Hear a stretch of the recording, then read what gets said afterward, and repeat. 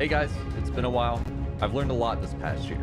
I'm not seeking forgiveness, nor am I looking to make excuses. Hello everyone and welcome back to the Baron YouTube channel, and today we'll be talking about CallMeCarson, how he completely came back to Twitch and YouTube. He's going to start streaming on the 1st of September, I believe, and he uploaded a video basically saying what he was going to do, and it was definitely not an apology video by any means. It was more of just like a moving on video from the entire situation and coming back from the break, but I've seen people saying that the quote-unquote apology video was bad, so I just wanted to go over it, all the people mad on Twitter about him actually coming back, and say why they're pretty much wrong, and how during this entire situation, Carson was almost completely innocent. Now, if you don't know who CallMeCarson is, basically he's a Minecraft streamer, and about 7 months ago, he got into an entire controversy whenever his friends said that he was getting with 17-year-olds whenever he was 19, and other minors apparently, but the main one, he was 19 and the girl was 17, and there was an obvious power dynamic because he had 300,000 subscribers at the time, and she was a fan. So since she was a fan, people are saying that CallMeCarson was being creepy, and since there were multiple underage victims, I believe, people were saying that he was personally seeking out underage people because he wanted them more or something. But anyway, since he noticed that the power dynamic was bad, he actually took a long break in which he sought help, and back in January, he actually apologized to every single victim that involved inside the situation. Like, he apologized to them directly instead of just in general, which I've seen a lot of YouTubers do. They don't actually end up apologizing to the real victims. Instead, they just do a massive public apology, which really isn't as sincere in my opinion. I feel like since Carson didn't apologize inside this moving on video to everyone, I feel like that makes his apology to the actual victims even more sincere, since he wasn't just saying it just to clear his name. Like, that means he actually genuinely felt sorry and noticed that he did something wrong, rather than just be like, I'm sorry to everyone involved and I'm sorry to all my fans. He actually went directly to the people and apologized to them instead of just apologizing to his fans, which really just shows his priority list on who he wants to apologize to is mostly the people who were actually affected, rather than just his fans who didn't get streams for 7 months, which compared to what the victims went through is literally nothing. But that's the main thing I actually saw people on Twitter just complaining about, how he didn't give an apology during the video. This person said, just watch CallMeCarson's new video, and what was that? He didn't even apologize. I hate this, what? So there were just a ton of people on Twitter mad that he didn't apologize to them personally, even though they weren't affected as much as the victims at all, and are just a random person on the internet to Carson. But with the entire age gap thing, it was only 2 years. It was literally a relationship that could have happened in high school, so I mainly don't think that the age was actually the problem. Like, I saw a popular streamer's take named XQC, and he was basically saying how Carson apparently seeked out 17-year-olds instead of just cutting off everyone who was under 18.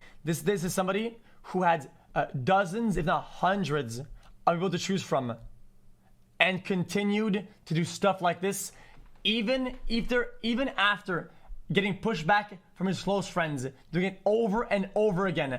From all the choices possible, chose these scenarios and continued and repeated them over and over again. Why though?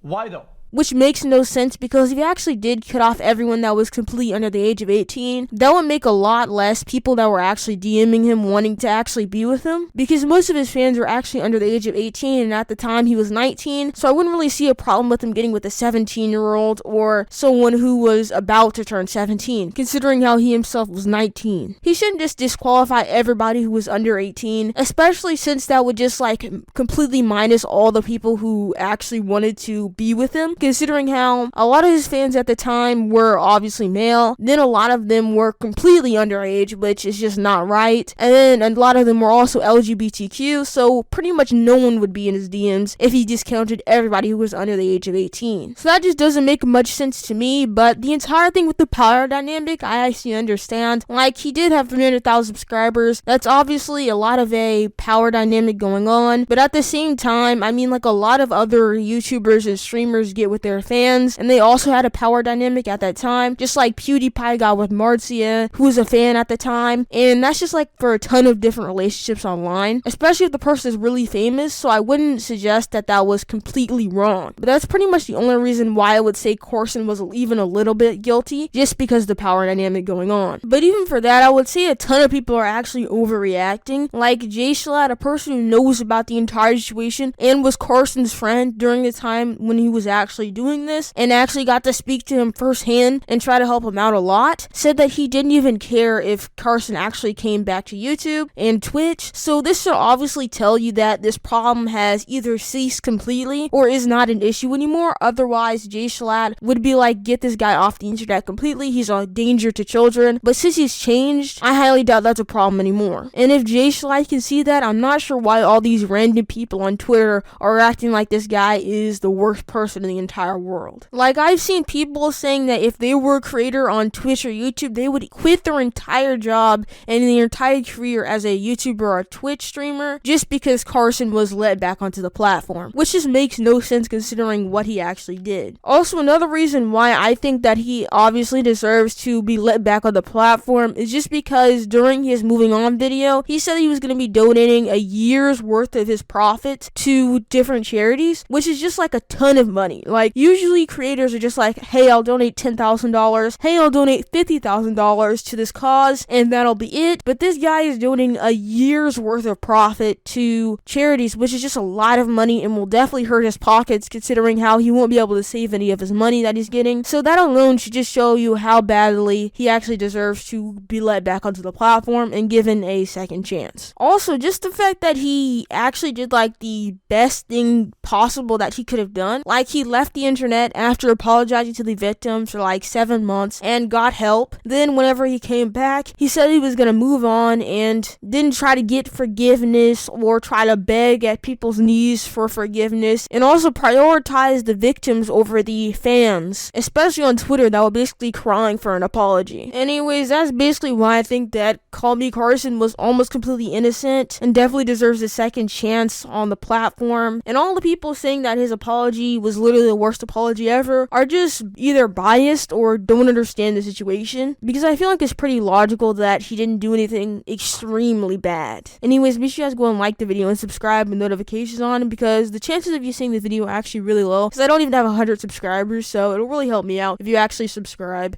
And peace.